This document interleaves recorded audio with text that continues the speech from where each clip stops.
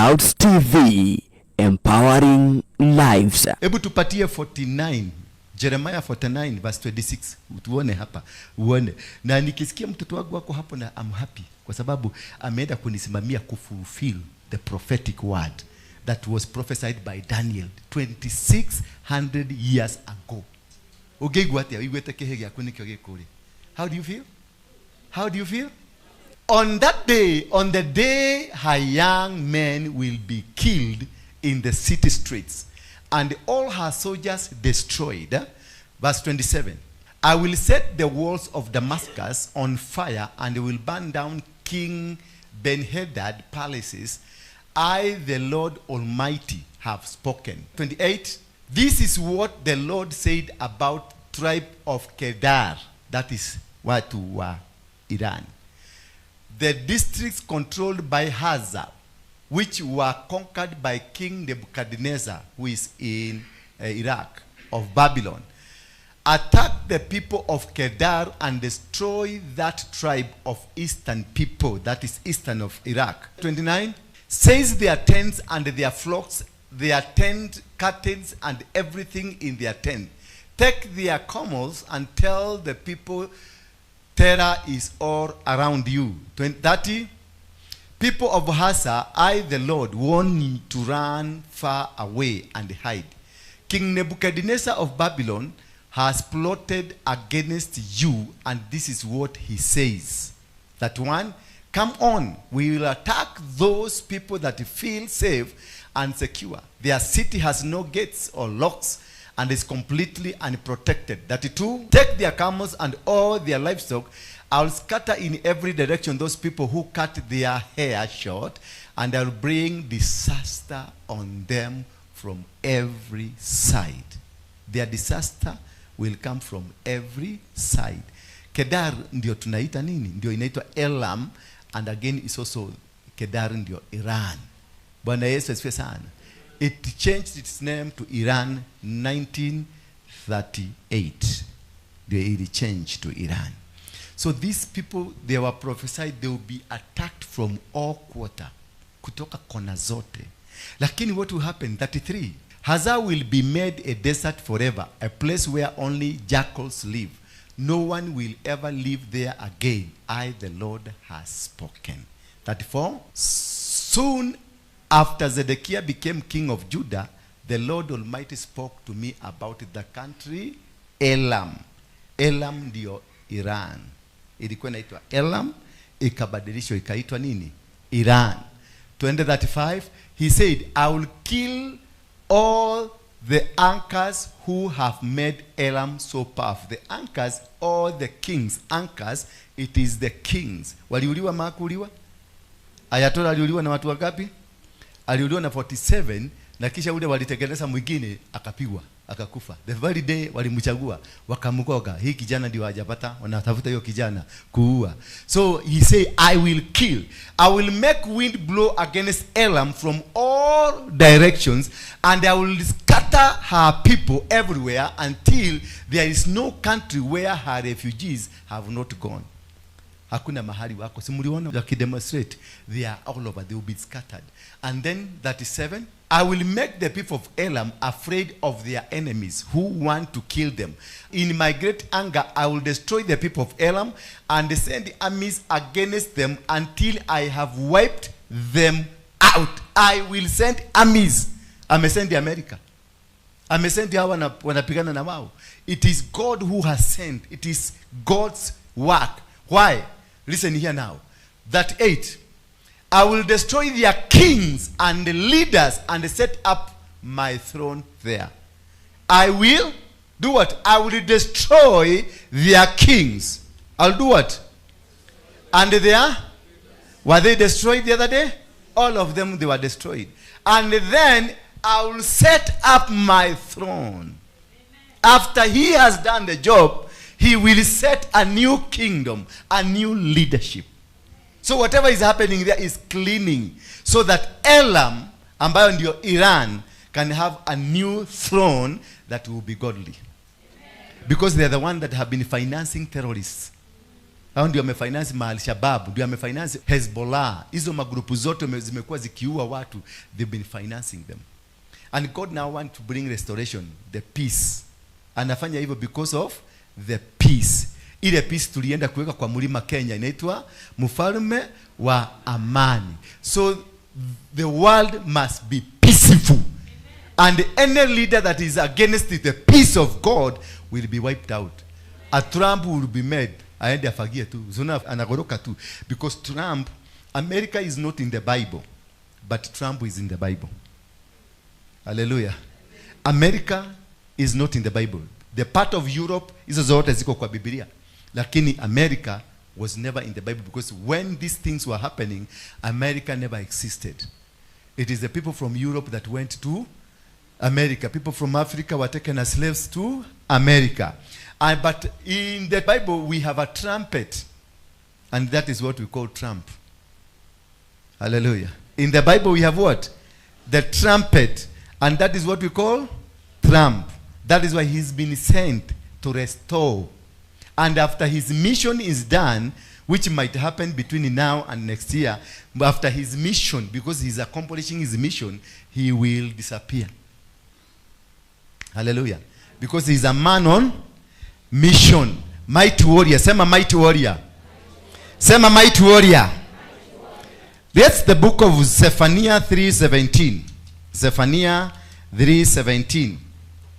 Tuanze hapo ndio tuanze understand who is the mighty warrior and why is God called the mighty warrior. What is mighty warrior? Yani mighty warrior na Gekoyo ni nini? Ama Gekamba ama Kekalenjin? Mighty warrior ama Keluya?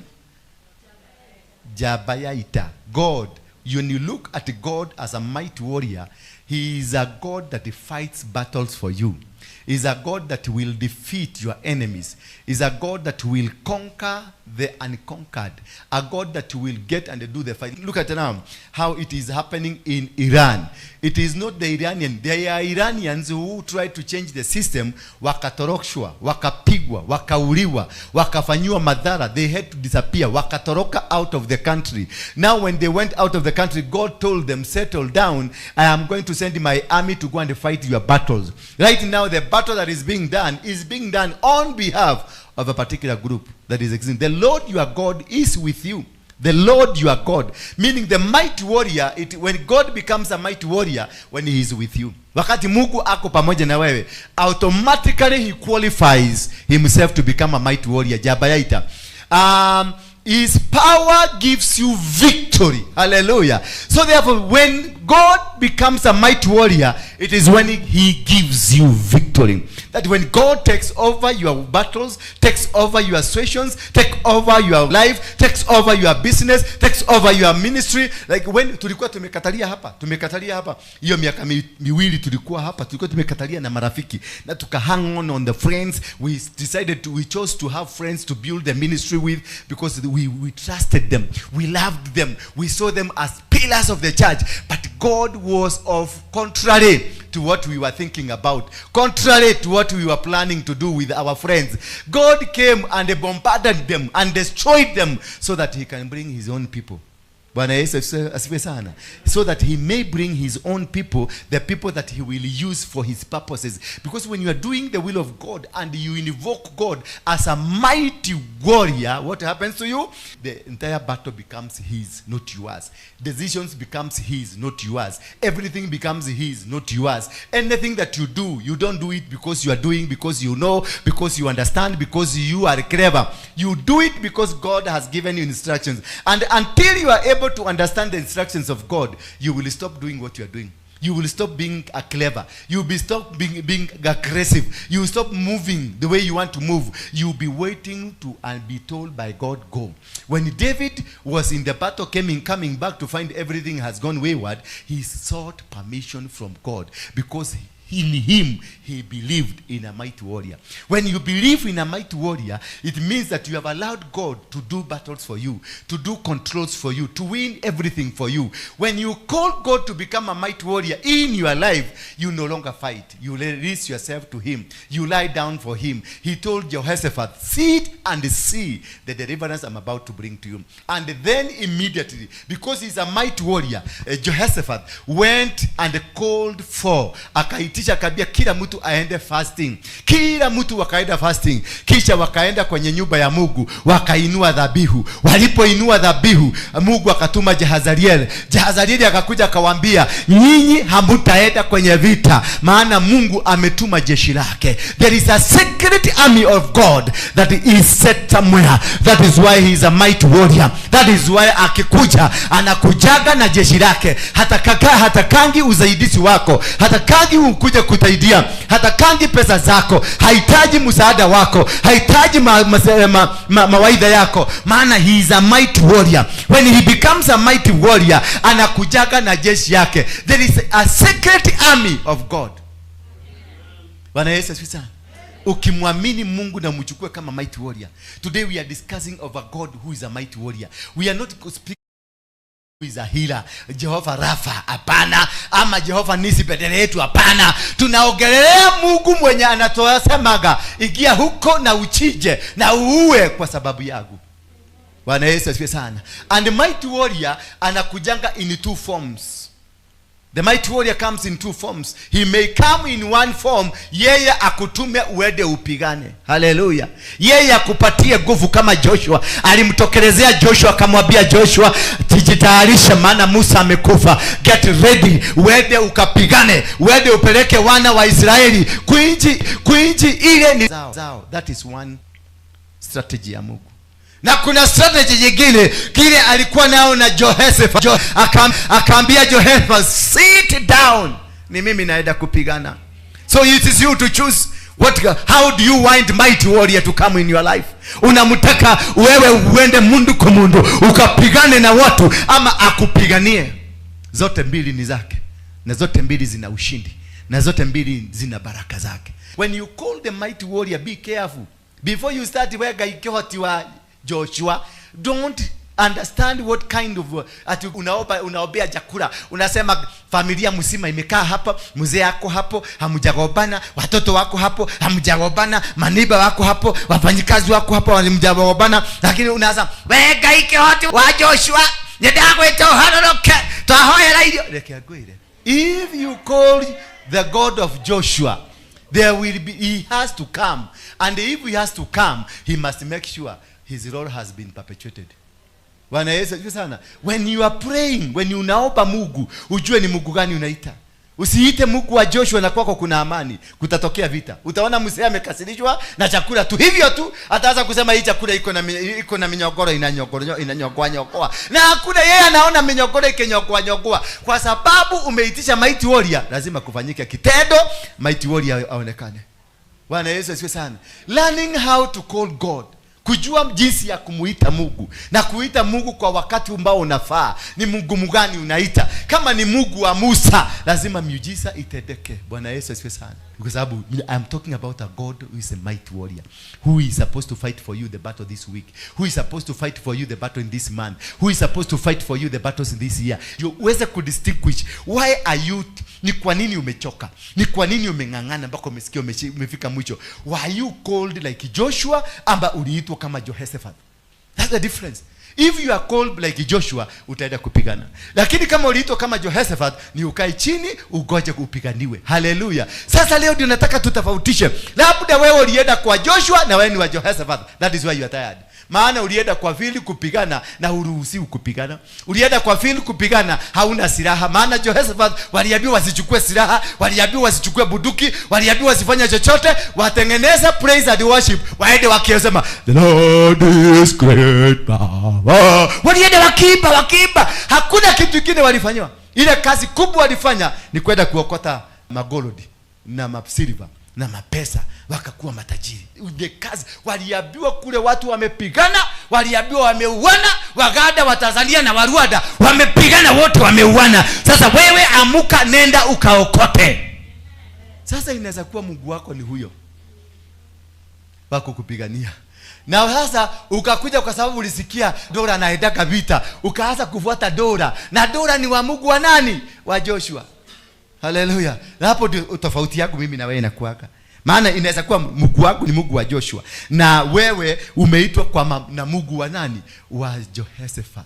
Mungu wa Jehoshaphat ni akupiganie. Bwana Yesu asifiwe sana. Hebu uliza mwenzako, unaona kama Mungu wako ni mgani?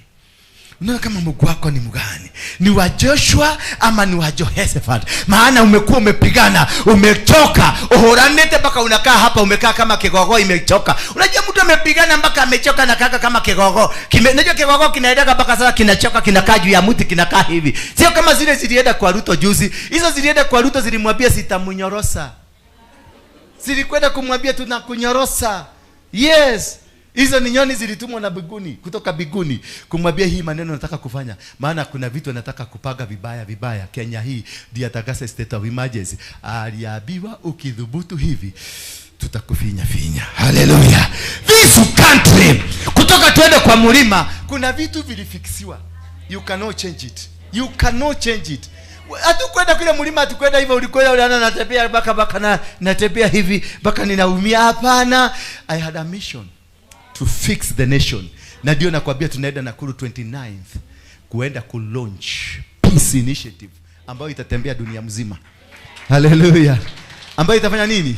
Itatembea dunia mzima na kila kitu kitafanya. Sasa uliza tena mwenzako, Mungu yako ni wa Joshua ama ni Mungu wa Jehoshaphat? Maana hawa ni Mungu wawili tofauti. Mungu wa kukupigania na Mungu wa kukutuma ukapigane. Uko na nguvu.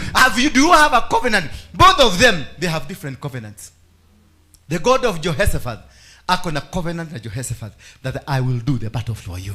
Akamutuma Jahazariel, akamwambia nenda waambie watu wangu ninaenda kuwapigania, wafanye agano, warudi kwenye madhabahu. Na walipoingia kwenye madhabahu wakainua dhabihu katika nyumba ya Mungu, wakakuwa na covenant na Mungu, wakakaa chini wapiganiwe. Wakakaa chini, vita vikainuka, wale Waganda wakapigwa, wale wa Tanzania wakapigwa, wote wa Tanzania na Waganda wakainukiana, na Warundi wakakuja wakainukiana. Mataifa matatu yaliyo na nguvu ikainukiana kwa sababu ya Jehoshaphat. Kuna mataifa itainuka. Kuna watu watapigana vita kwa sababu yako. Kuna watu watapigana. Na ni hivyo kama umeitwa, ukiwa ni Mungu wa Jehoshaphat amekuita. Lakini kama ni Mungu wa Joshua, wakatarabaya. Kama ni Mungu wa Joshua, anakuambia shika silaha, anakuambia shika bunduki, anakuambia sasa nenda kanyaga, akampatia. Hebu tupatie Joshua 8 chapter number 8 verse number 1. Usikia huyo Mungu ni mkali, ni mbaya. Huyo Mungu ni mbaya. Yes, ni Mungu mbaya. Labda hii vita iko kwako, ni Mungu alikuitishia Mungu wa Joshua.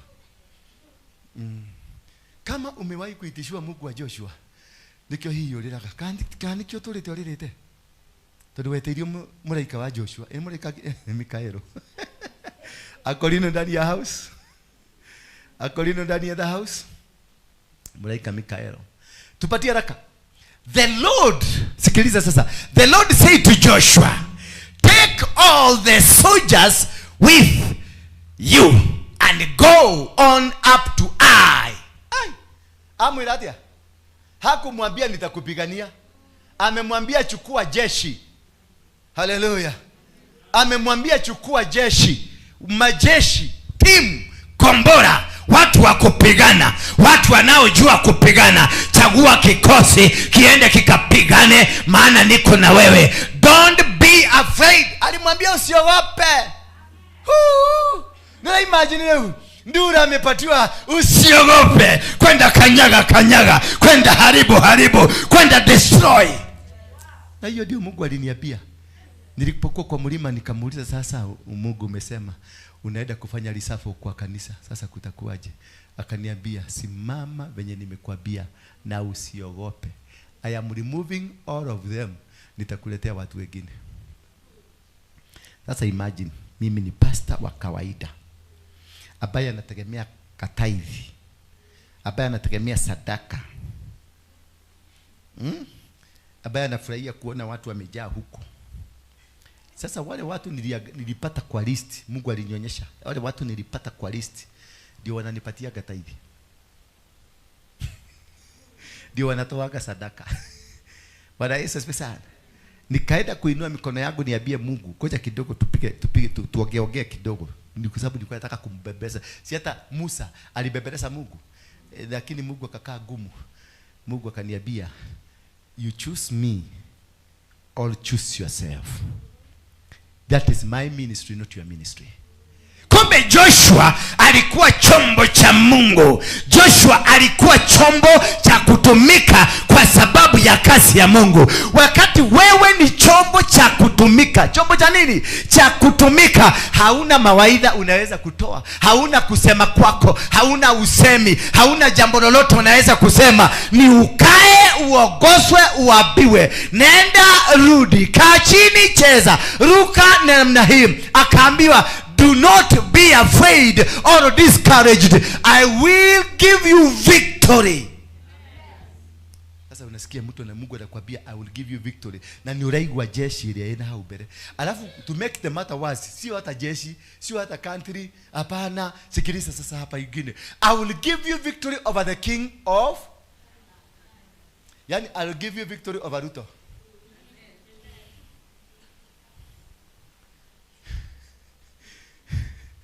Ate adwasina kwa kutumo udototo ya atwasina kwa ate netwa hiyo victory yago dikoni tunimepatiwa victory kwenda kukamata Ruto na tumweke ndani ya gunia akayage ndani ya gunia. This is what God told Joshua, I have given you victory. Si hata hamupatii venye wanaenda kupigana, hamupatii ziraha, hamupatii chochote, anamwambia I have already given you victory. Already umeshinda. Kule unaenda amemwambia I do not be afraid or discouraged. I will give you victory over the king of his people.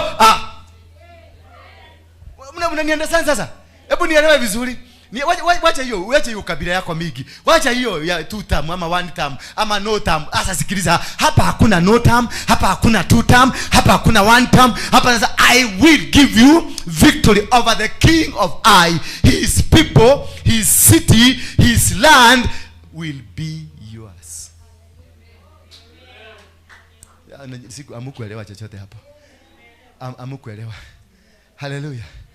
That the king that has been ruling over your life, the king of poverty, the king of stagnation, the king of limitation, the king of rejection, the king of poverty, wote watapatiwa ndani ya mikono yako. Utawala wao utabomolewa, maisha yao itabomolewa. Waliopigana na wewe Mungu anaenda kupigana na wao. Waliokutesa Mungu anaenda atakupatia nguvu, utawatesa. Alimwambia, wacha turudie tu ndio munielewe. The Lord said to Joshua, take all the soldiers. Chukua majeshi yote. Hallelujah.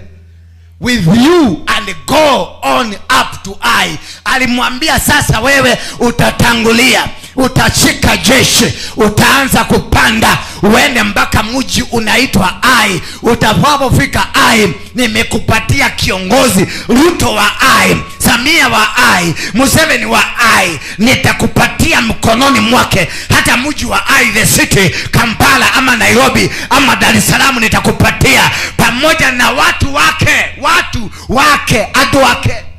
Sasa imagine kukamata president. Utakuwa umepita kiwango gani? Kukamata president utakuwa umepita GSU, utakuwa umepita polisi ya boot, utapita magoon, utapita KDF, utakuta ile inaitangwa special squad, ile ya kuchuka mudhamaki, utaikuta. Umepenya hizo zote. Bwana anasema I will give you victory over the king of his people's city, land will be yours. Watu wake. Hakuiraginya Kenyans, Kenyans watakuwa wako. Watakuinamia, watakusema yes sir. Hiyo ndio kiwango ya Mungu kutembea na wewe. When God is walking with you and when God has given you a responsibility to go on his behalf, you conquer things on his behalf. You don't conquer things because they are being conquered. You conquer, unavunja mataifa kwa niaba ya Mungu. Unashinda vita kwa niaba ya Mungu. Muulize mwenzako kama wewe ni ulizaliwa wa kufanya kazi kwa niaba. Kuna yule Mungu anafanyanga kazi kwa niaba, na kuna yule anafanyanga kazi kwa niaba ya Mungu. Those are two different people. When the mighty warrior alikuja kwako namna gani? Who is he in you? How does he operate in you? How does he operate in your family? How does he operate in your business? Does he come personally? Does he send army? Bwana Yesu asifiwe sana. Verse 2. You are to do to I and its king what you did to Jericho and its king. Yani his role, he's being given instructions by God. Anapatiwa mamlaka, na hiyo mamlaka ndio nataka kuachilia siku hii ya leo. Mtu mmoja na apokee mamlaka ya kupigana vita za Mungu na kuvishinda. Mtu mmoja na apokee vita, apokee mamlaka, apokee kiwango cha kuweza kutumwa na Mungu. Na anapotumwa na Mungu, anapatiwa ufalme pale, anapatiwa watu wa huko, anapatiwa kila kitu. The city, ukiingia mahali city inatetemeka. Ukiingia mahali watu wanatetemeka. Ukifanya jambo watu wote wanatetemeka. Maana God has given you the power. Sio kwenda tunaenda kutetemeka, unaenda kukaa hivi, unaenda kukaa masiwa. Do you know one thing? And that is why I'm not scared of anything. Because he never gave the people of Israel to go and do the job. He gave Joshua alone. Hallelujah. He didn't give the people. He gave Joshua peke yake. Akamwambia wewe peke yako ndio uko na mamlaka ya kushinda. Uongoze watu wako, beba jeshi tu, ukifika huko utashinda. Beba jeshi tu, ukifika huko msiti ni yako, ardhi ni yako. Watu wa huko utawakamata, utawafinya. Watakaa kama venye nataka. Nataka niachilie neema hiyo kwa mtu mmoja. Neema ya Joshua na ishuke juu yako. Neema ya Joshua na ishuke juu ya watoto wako. Neema ya Joshua na ishuke kwenye biashara yako. Neema ya Joshua na ishuke kule unafanya kazi. Na ishuke sasa, na upokee mamlaka na nguvu ya kuvunja na kushinda vita vyovyote bila kutishwa. Alimwambia nimekukabidhi mfalme ako mikononi mwako. Mfalme, yani Ruto, imagine ukiambiwa how enjoyable will it be. Guy, dokena gera Ruto. Papa na gera Ruto. How enjoyable will it be?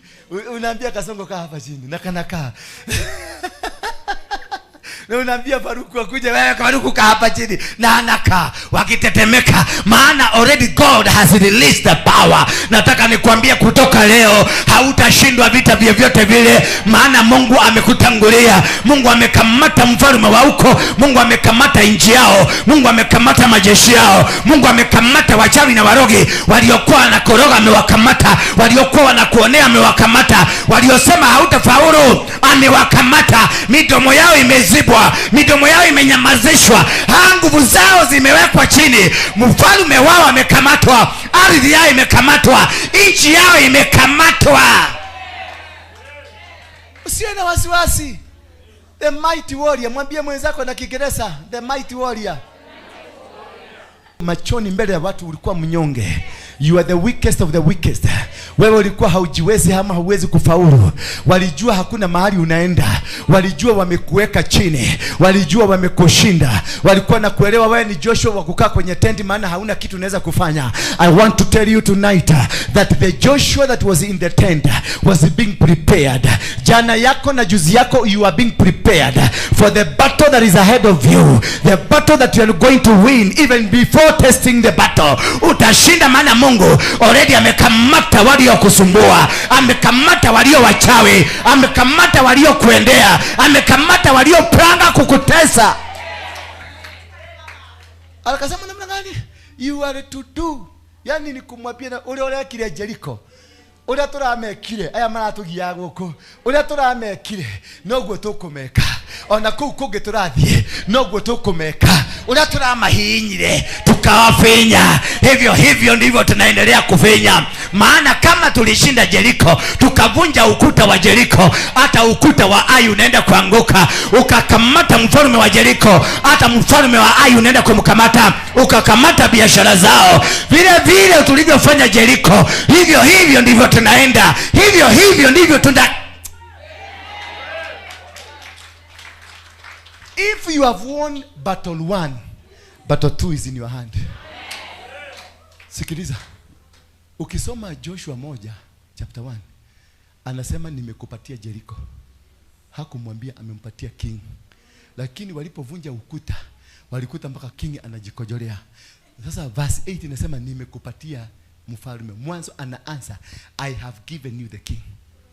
You are to do to I, and it is king, what you did to Jericho, and it is king. But this time you may keep its goods, livestock, for yourself. Prepare to attack the city by surprise from the rear. Una katayanda bara. Zekaya mozekanta. Sikiliza. Raudi hii. Jericho hakuna kitu tulichukua. Sasa wale tutakamata, tutawapora. Wale tutakamata, wale wamekuwa wakitusumbua, tutawapora, tutawasuhua. Tuko na barua, tuko na kibali cha kuwafinya na kuchukua vitu zao. Totikumogwa. Hasha. Ila mwenzako totikumogwa. Hatutoki hivyo. Hatutoki hivyo. Tutawapora. Tutawapora. Tutachukua their livestock. Anasema but this time you may keep its goods. You may this time. Raudieno. Raudieno. Tamakani uratoga. Raudieno. Bwana asifiwe sana. Kuna watu mnaenda kubarikiwa. If you are a businessman or a businesswoman, hebu inua mikono yako juu. Pokea chochote ulichoahidi Mungu unataka kukifanya. Receive it now. Receive it now. Receive it now. Na sio zitapokonywa watu. Kuna watu watanyang'anywa watenda upatiwe. Bwana Yesu asifiwe sana. Kuna watu biashara itafungwa kwa sababu yako. Ndio Mungu akubariki. Bwana Yesu asifiwe sana. Chochote waganga wa kwenu, sikiliza sasa. You are to do I. Kuna mtu alikuwa katika maisha yako na ulimshughulikia mpaka akashughulika. Unamkumbuka? Mpaka ukashinda zile vita. Vilikuwa vita vikali sana. Vivyo hivyo ndivyo nakwambia. You are to do to I and its king what you did to Jericho and its king, but this time you may keep its good. Hata vitu zake. Tuende verse 3. Bwana Yesu asifiwe sana. So Joshua got ready to I with all his soldiers. He picked out 30,000 of his best. Yani sio tukajekosha kula tunyamoro ogwo. Get ready with your best. Hallelujah. Get ready with what? Your best. Jitayarishe with your best. Chochote ambacho najua, this is my best to do business. This is my best to do this function. This is my best to do ministry. This is my best to be where I am. This is my best. And go for the best, because God does not work with the unworthy things. God works with the best. Mungu anafanyanga na the best. Akachagua the best of troops and sent them out at night.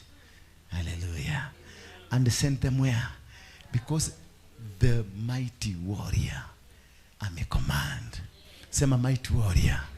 He has commanded that you are not going to fail again. Sema I'm not going to fail again.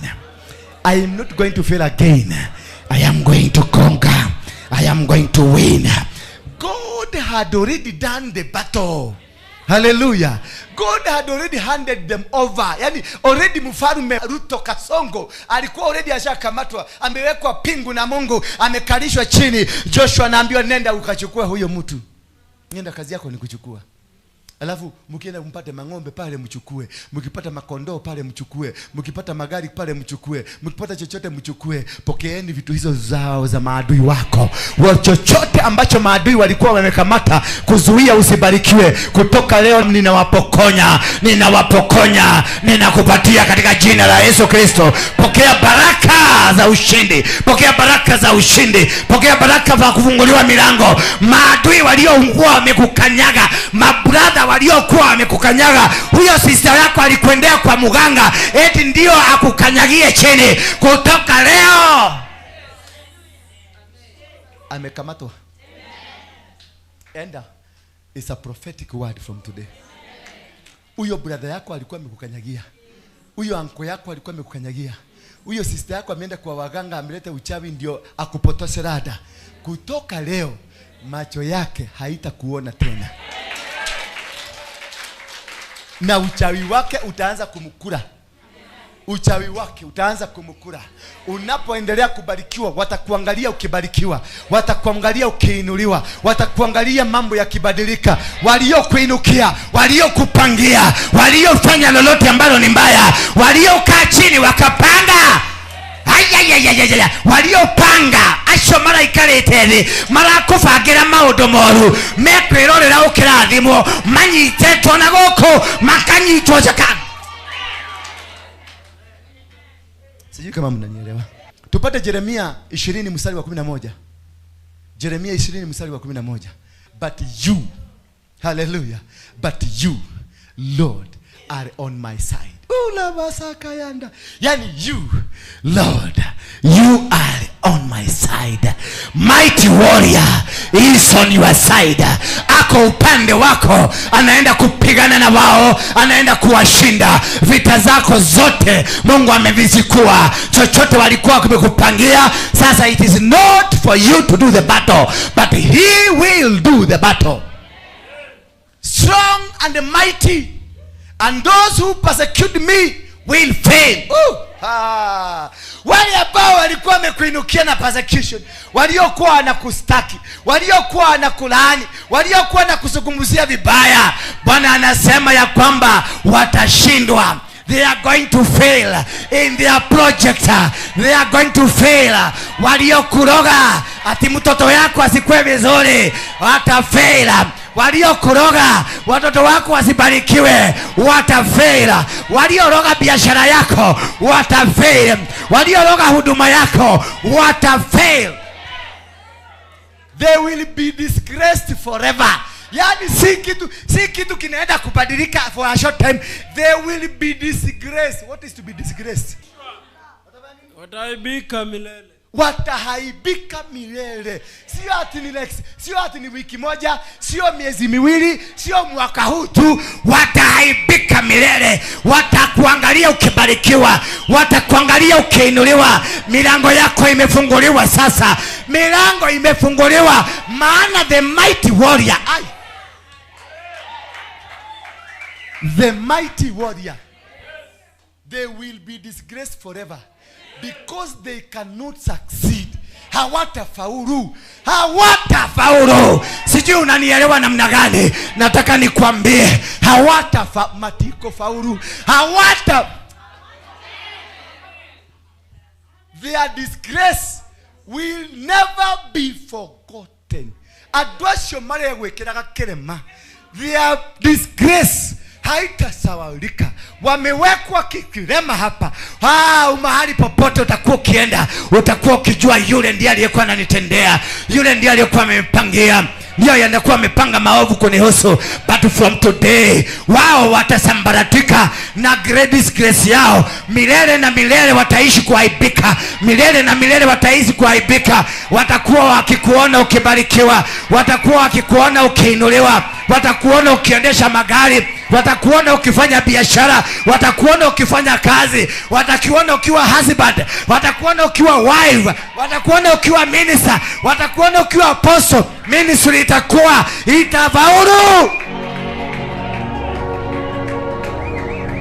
Na imeanza. Yes, utasikia ripoti leo usiku, utasikia ripoti venye Mungu amewashughulikia. Verse 12. Sasa wacha nikwambie, tumeingia phase nyingine. The prophetic with urgency. The prophetic with what? Urgency. Maana tumechelewa kidogo. Sasa Mungu aliniambia sasa ni kwenda kaede. Ni prophetic with urgency. Whatever we say here, immediately inaanza kufanyika mara moja. But Almighty Lord, you test people justly. You know what is in their hearts and minds. So let me see you take revenge on my enemies, for I have placed my cause in your hands.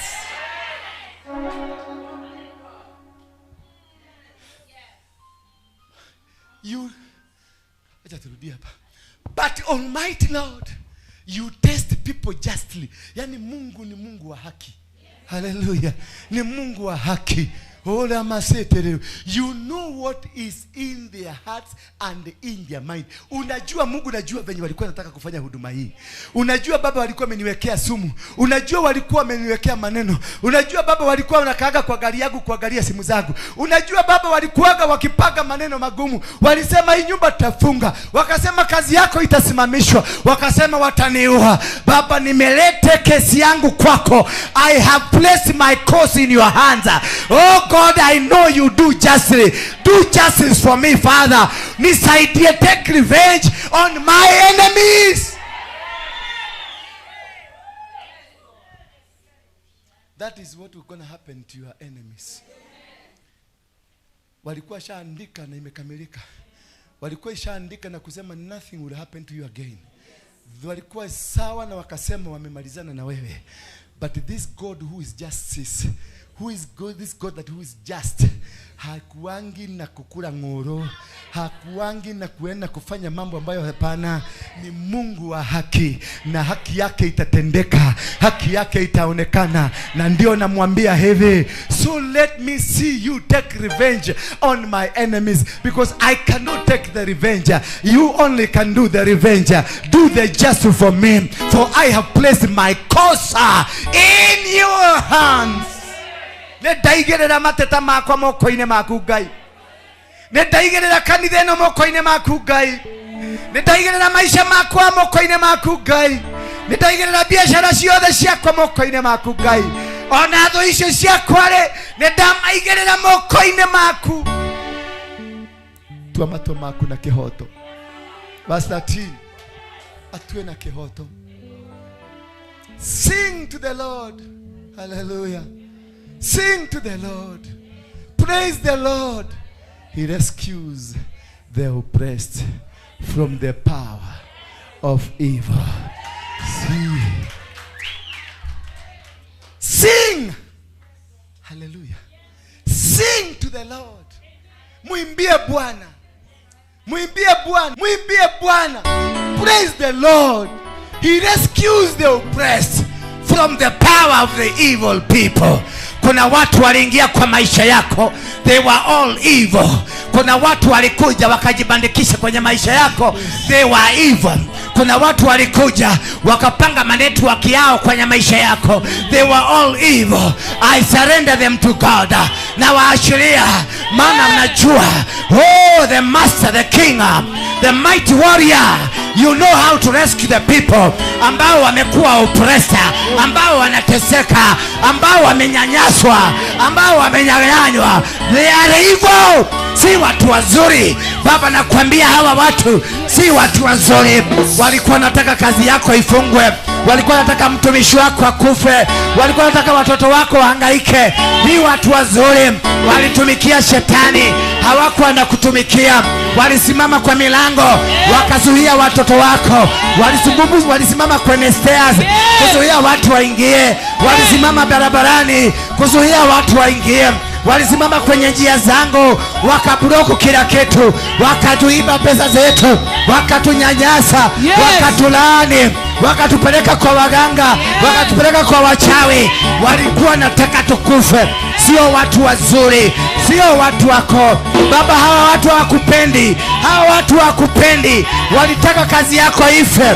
Baba, nakuomba tu, fanya haki yako, fanya haki yako, fanya haki yako, fanya haki yako.